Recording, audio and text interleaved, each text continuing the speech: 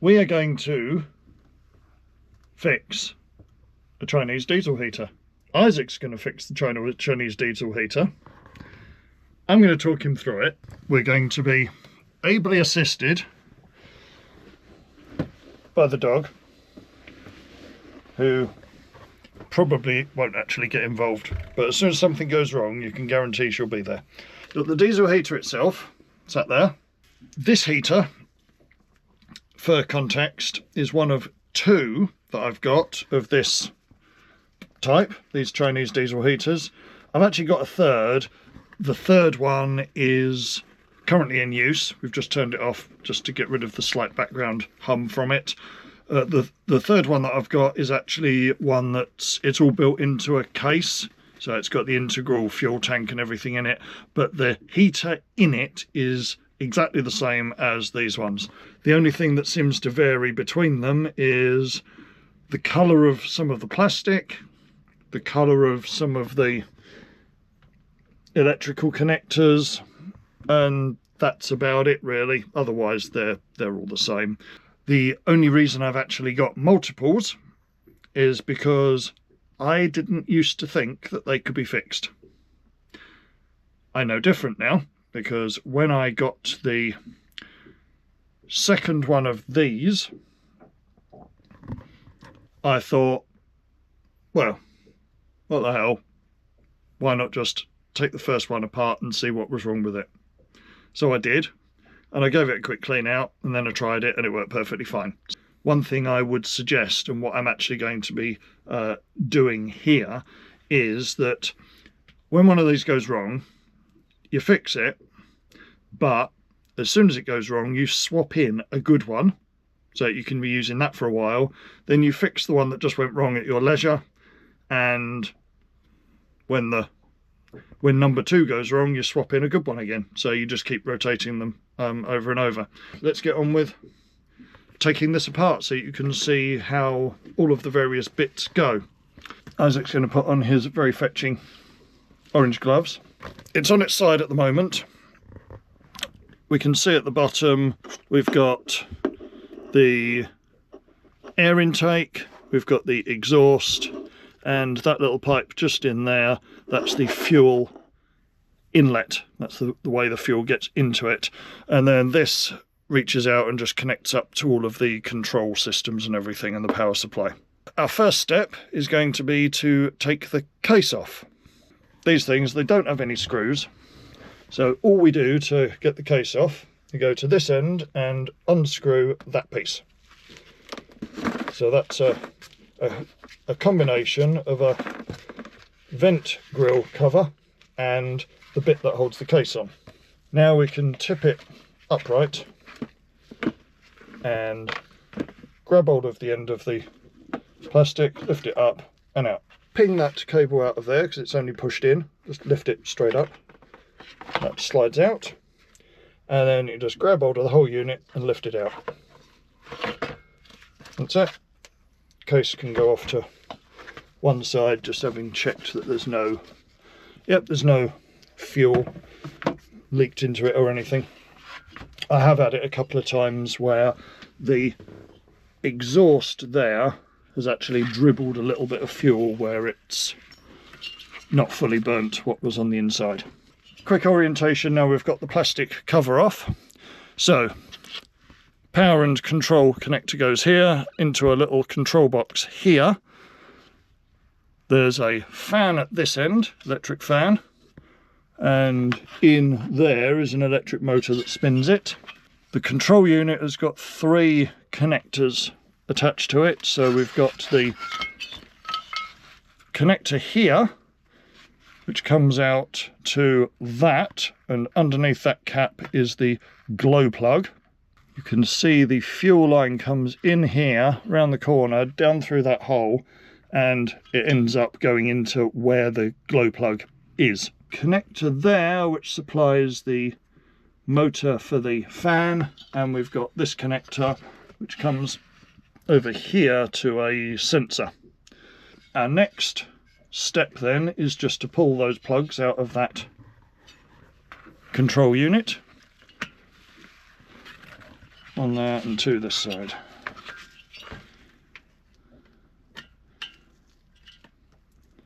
We now need an Allen key to take that bolt out. That was it. So that's now off, that can go off to one side as well.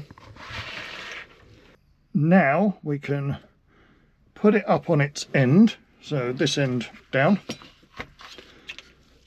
And now we can, using the same Allen key, undo these 4 bolts.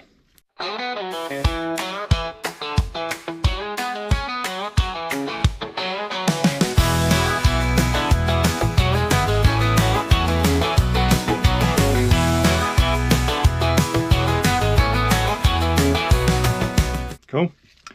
So now you can just grab hold of that whole top unit and it'll lift off. Okay, in there we can see that we've got the fuel line. Let's come around here. So the fuel line comes in here and in there, and the glow plug sits in there. And this is the part that is most likely to have gone wrong, certainly in my experience, is this part here, where the fuel comes in there. It hits against the mesh that's inside the end of that to atomize against the glow plug, which is right in front of it. And that part, it sort of cokes up a bit over time. And from what I've found, that is the likely cause of the heater stopping working. So that's the part that we're replacing. And in the box here, I've got the replacement part for it. To get this out, we've got 4 Allen bolts again, same Allen key, but it won't just come out because we've got the glow plug in there, and that'll sort of prevent it moving. That gasket, we can lift that off, give it a quick look. These gaskets tend to be quite reusable actually. I've not had to replace one yet, but the kit does come with spare gaskets should we need to. You need to ease that rubber cap off, and it sort of comes out a bit, it sort of hooks in and seals itself, and then slide it along the wires a little bit to move it out of the way. So that's the edges of it out, and then just slide it along the wires just a little bit to give you some working space. Yep, that's cool. Now these aren't usually that tight in there, and I tend to find that the spanner doesn't get in there very easily, and of course I've never got the right spanner to hand. So this is one of those rare occasions where getting hold of it with a pair of pliers seems to be a workable option. Now, back here, you can just literally grab onto the wires and it'll undo.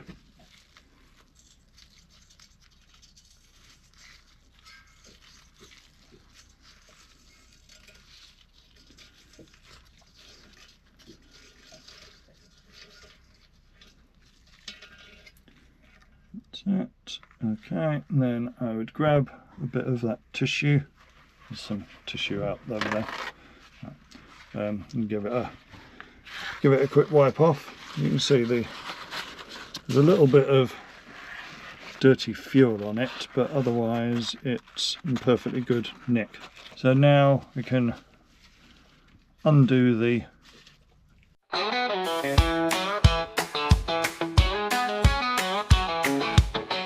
okay, now that whole unit will just lift straight up and out.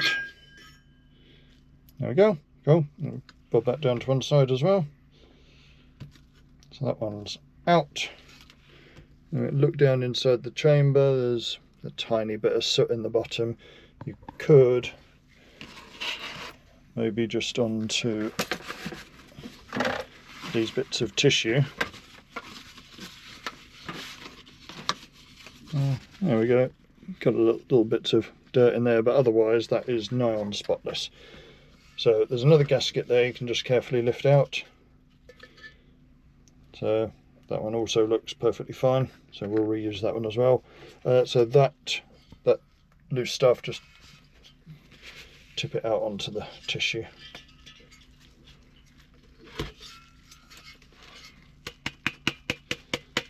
Yep, that's that. That's about all the cleaning that's going to need done.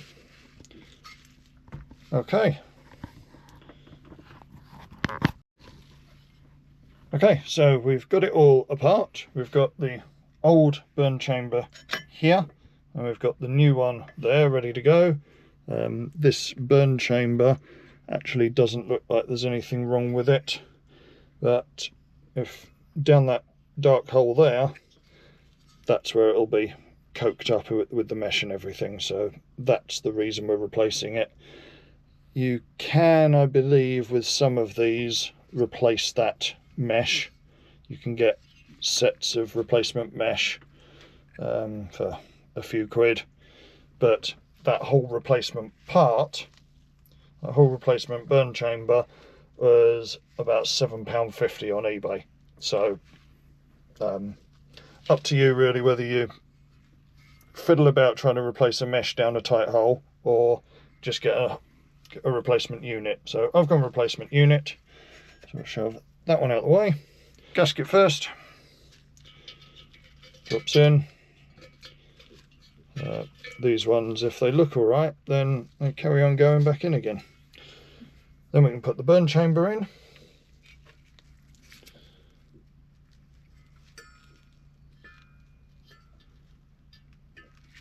That plastic bit probably wants to spin the other way up. Oh, yeah. Yeah. So it should go in the slot.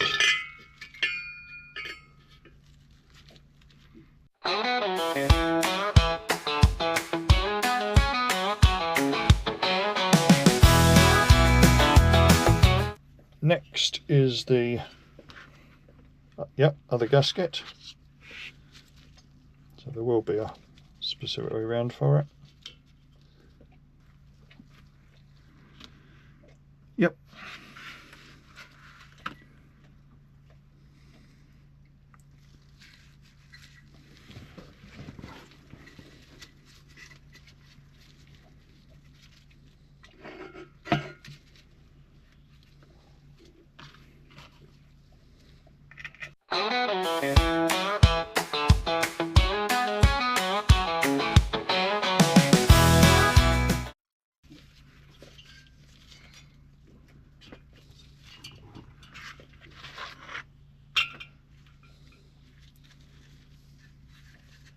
So I'll just sort of push sideways into the thingy there.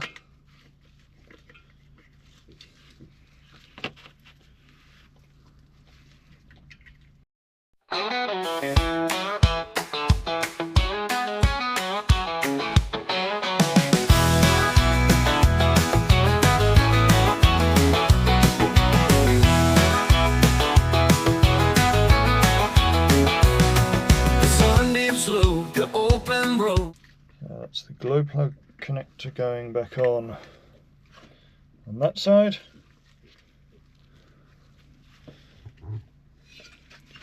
And then the two wires on this side.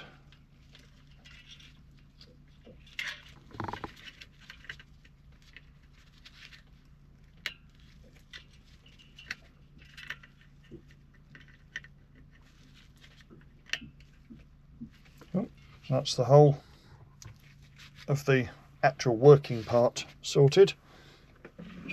All that remains is to shove it back in its case.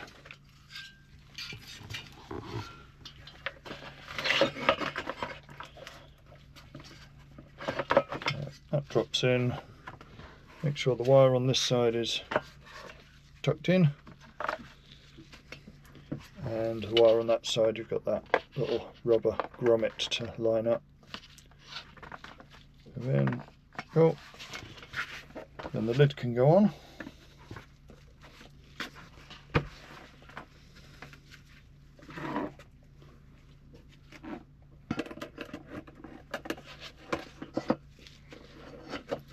This edge just hooks underneath, shoves in, that's it.